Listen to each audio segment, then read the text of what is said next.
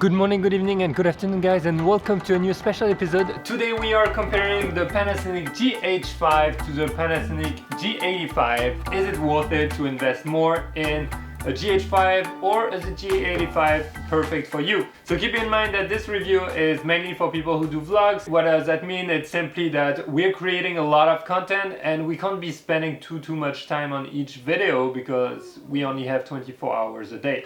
Okay. So with that being said, in this review we're going to be discussing a few things. The first point we're going to be discussing is the ergonomics of both of those cameras, which one is nicer to handle. Then we're going to be talking quickly about the stabilization, about the autofocus, the different image resolutions you can get from that and the frame rates, and the low light for both of those cameras. How do they handle? Is one nicer than the other? With that being said, let's jump into it, guys. Alright, number one, guys, ergonomics. How does it feel? The G85, which is a lot cheaper than the GH5, is actually nicer to handle for me. I will tell you why. The grip here is a lot deeper, and so it feels nicer to handle. It's also very light. I think the body is only 500 grams. The GH5, the body is around 700 grams, so which is already heavy. The handling is nice. The body overall feels kind of big. It's almost as big as my Nikon D750. I mean, it's smaller, but it's significantly bigger than the Sony A7, but it feels a bit lighter, and both of those bodies are weather sealed, so that's important. So don't worry about dust and rain. You're pretty safe, at least up to a certain point. In terms of commands, dial commands and everything, on the GH5 I kind of prefer those menus right here, the way it works, because you can just lock the menu, you can turn it again. It's very nice. You've got on both of those, you have a flip screen, so when you're vlogging you can basically film yourself, which is great. Okay, flip screen on both, touch screen on both also, so no problem with that. The screen on the GH5 is slightly bigger, not by much. The quality of the screen is kind of amazing on the GH5. I find it really crisp and clear, and it gives you like really good results compared to what you're shooting. I haven't been disappointed when I exported the videos on the computer. Now another thing to notice is that on the GH5 you've got, I don't know if you can see here, you've got a little joystick here that you don't have on that guy, and you have a dial here. It's not necessary, but I have to say that it's super practical if you're doing photography also, because moving that joystick around is actually very nice to move my focus point. So that's very personal, that's for photography, and I really like how that camera feels and all the dial buttons. For the G85, for the video only, it feels perfect. For photography, I'm missing some button to move my focus point around, because for example if I'm like that, well, I'm not gonna be touching the screen to do it. It's not very practical, so I wish I had something here to move it around, which you do on the GH5. Now, would you pay more for that? It's up to you. What else? Plugs. Here on the G85, you don't have headphone plugs. You can't have instant feedback on the sound you're recording. Here you can. You actually have that plug. It's right here. The microphone plug is also independent of the other plugs, like the remote, whereas on the G85, it's not. It's together with a remote, so it means you have a big like thing flapping around when you have your microphone plugged in. So that's basically it on the handling. This is like really light, and this is with the kit lens that comes with the camera when you buy it. So right now I just swapped them around. The GH5 feels much lighter because that lens is a new 1260 f2.8 f4. It is heavier because it's a heavier build. It's weatherproof also, compared to the version 1, which is like full plastic, super light, but very convenient if you're shooting video and you're just shooting every day for vlog. It's actually very practical. The GH5, as I mentioned in my full review of the GH5, is missing like depth in the grip. You know, it's not great, but with that one it feels amazing. Look, even with a heavier lens, you know, that one I wouldn't play around. It basically slips off my hand. So I don't know, maybe I can do something to make it better. One more thing, on the GH5 you've got dual memory card slot, which is amazing. You need to have your work backed up constantly while you're shooting. For example, if one of your memory card goes bad, well, at least you have your work on another count, which is very important if you're shooting professionally, because personally, if I go to a client and I tell him, hey, you know what, we just lost the footage as my memory card didn't work, I don't think they appreciate that usually. But who knows, maybe you have super nice clients. So just to conclude on ergonomics, I think the G85 is winning in terms of weight and handling. For me, it's clearly winning. Now the GH5 has clearly more buttons, and I clearly prefer actually having more buttons because it's just nicer to use. Now part number 2 on stabilization, I shot the GH5 with both of those lenses and I kind of felt that it was a bit better than the G85. That's my personal opinion. Remember, doing tests for stabilization comparing two cameras is very difficult if you don't have like a proper rig where you can like shake both cameras at the same time and see how it handles. So I try to do that by shooting in the street and holding both cameras, trying to give them exactly the same kind of movement. And I'm gonna let you judge for yourself. And while you're watching, also check out the autofocus. Everything was shot at 4K at 30 frames per second in autofocus continuous with face detection. So see if you like it or not. All right, so basically I'm simply walking with both cameras in hand at same length, and I'm shooting with the two 12-60mm lenses from Panasonic, but one on the GH5 is the new one, and this is the old one on the G85. So this is when I'm walking. Let me know what you're thinking. I'm trying to do the same, and we'll give a few different movements just after.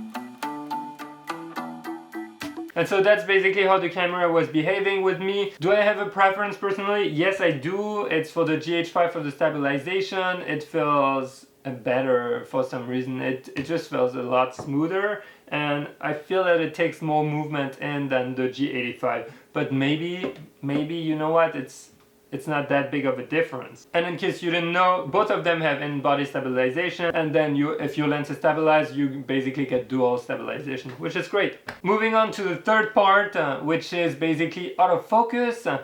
Autofocus. So this is a big topic, controversial topic for the GH5. I guess a lot of people have been paying attention to that little war going on between like two YouTubers. It was pretty funny to watch, to be honest. Personally, I haven't had any problem with the autofocus on the GH5. You can check out the previous vlogs, my previous review, the videos and whatever. Alright, so the goal is basically I'm going to let it focus on the background, and then I'm gonna come in front of it and we'll see how fast it picks up. Okay, ready? Go.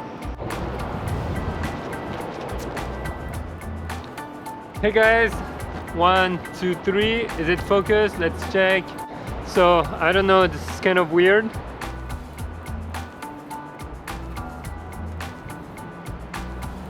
Back on me. It's a difficult test because there are many parameters that comes in place, like the light, how it handles the light on my hands. It's kind of weird, but it changes a lot actually, so don't take it for granted. But from what I can see,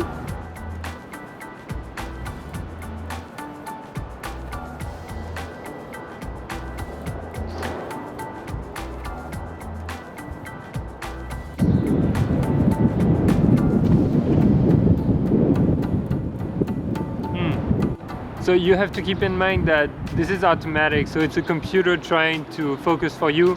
So just keep that in mind, and there are so many parameters that comes into consideration that, you know, it's difficult to have a completely concrete judgment, but you can just have an idea with that. See when I go far, and if I come back super quickly on you guys.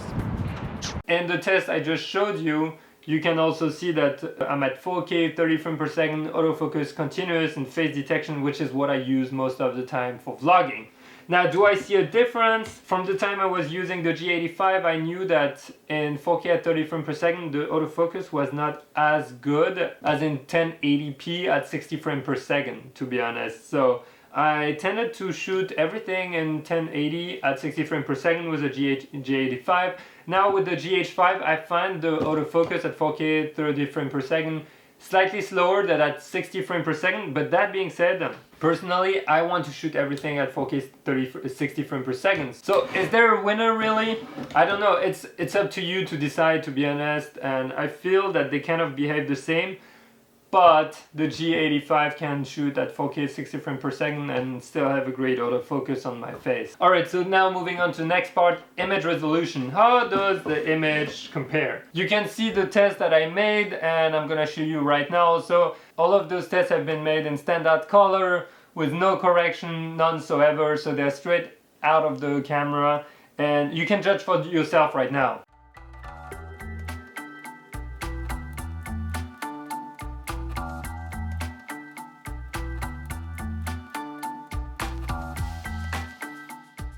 In terms of colors and pictures, it's very personal. It's to your own liking and your taste. If you're gonna be color grading everything, maybe you don't really care about the original color profile. Let's talk about image resolution, what resolution you can shoot with. Obviously, we all know this camera, which is much more expensive, is going to win because this is one of the first camera, like prosumer camera, that actually can shoot at 4K and 60 frames per second, which is amazing to me because I can slow down stuff. And I love slowing down videos for the vlog. I shoot at 4K 60 frames per second simply because maybe I was moving and I just want like a static scene, or there is some cool slow motion going on. So what can you shoot with a G85? You can shoot at 4K 30 frames per second max, 8 bits. This guy can also shoot in 10 bits, 30 frames per second, 4K without external recorder, and with an external recorder, 4K 60 frames per second in 10 bits. So obviously winner for that one, and you know why you're paying more. If you're doing professional movie work, for example, you're gonna love the quality of that camera and just shooting at 4K 60 frames per second or having your 10 bits to like color grade however you want. It's pretty cool if you do all that and if you use it. If you don't, this is great. This is great. Alright, so moving on to the last part, low light and ISO settings. How does it compare? Well, first of all, something has to be said here. The GH5 finally lets you shoot in manual video mode, set the aperture and the shutter speed manually and leave the ISO in automatic, which is great, which is something I really like to use. That guy doesn't let you do that. If you go in like full manual mode in video, you're gonna have to set the ISO in manual also. You can't just leave it in automatic, which can be a bit inconvenient sometimes because you just want to tell the camera do whatever you want with the ISO. I don't care. I just want to shoot at that shutter speed and that aperture. So plus for that guy, here is why you're paying more, because you can shoot up to 12,800 ISO with the GH5, whereas this guy stops at 6,400 ISO in video mode. And you know what? It's not even an auto, meaning that your automatic ISO range stops at 3,200 on the G85, whereas on the GH5 you can set it to 12,800 if you want for your videos, which is great because I don't understand why Panasonic did that for that camera. It just means that if you want to shoot at 6,400 on the Panasonic G85, you actually need to like go and set it manually. Now, if you're like me, sometimes you forget, and the day after you forget that you're in 6,400 and you start shooting and it looks like crap. So let's look at a few test footages just to compare the two images at the same ISO. Ready? Go!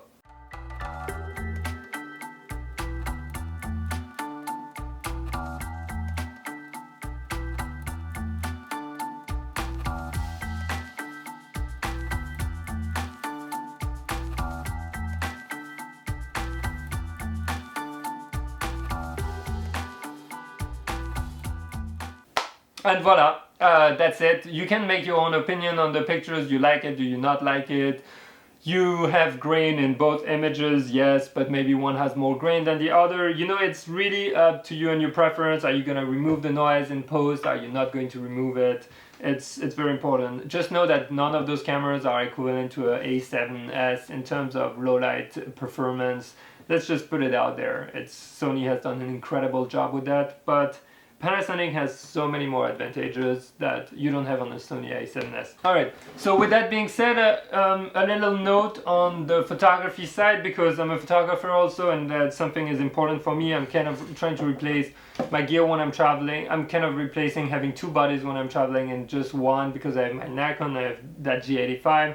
I'm like, maybe this guy is going to be good enough for me, because there are a few things. You can shoot in burst mode at 6K, and that guy only shoots in burst mode at 4K, which is a great improvement in quality for like burst mode. Also, it shoots like super fast, and most importantly, I'm not gonna go long on the photography side, but you can set a minimum shutter speed and an ISO range. What does that mean is simply I can tell the camera whenever I'm shooting photography, do not go under 1/200 of a second for my shutter speed, because I don't want my people who are moving to be blurry. So the camera will just raise the ISO in order to maintain that minimum shutter speed.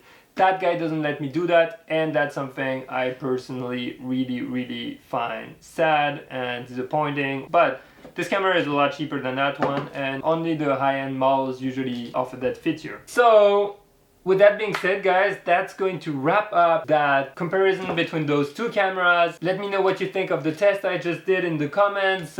Which one would you go for? There's a big price difference, so keep that in mind, and just let me know in the comments what do you think. Just personally for me, if I keep the GH5, it's very simple. I'm gonna be shooting everything in 4K at 60 frames per second, but if I keep that one, I'm gonna still shoot at 1080 60 frames per second, because I want to slow down things. So if you want to be ahead of the trend, you should be uploading everything in 4K. So guys, if you have a big budget, go for that guy. If you have a small budget, go for that guy. You're gonna have an incredible image and you're gonna be really happy with it. If you want to see like more examples, check out the vlogs I shot in Nicaragua with the G85. Check out the last two vlogs, the last vlogs I shot with the GH5 in New York. Give yourself a little time to like just look at the images and process it. And I don't really color grade anything, so that gives you a kind of a raw image result. And basically that's it, guys. So if you liked that video, if you found it helpful, leave it a big thumbs up, share it with your friend, your family, your dog, your fish, your cat, leave a comment in the section below if you want to say anything, if you have any question about it. And make sure you subscribe for this channel, because when I'm not doing that kind of review or sharing tips and tricks about photography and videography, I am actually traveling a lot around the world, and I'm shooting daily travel videos for you. So I hope you enjoy. I just came back from Nicaragua and the next destination is still mysterious. So stay tuned, subscribe to that channel, and remember guys, make the most of your time on this planet, because you never know when it ends. See you tomorrow. Bye bye.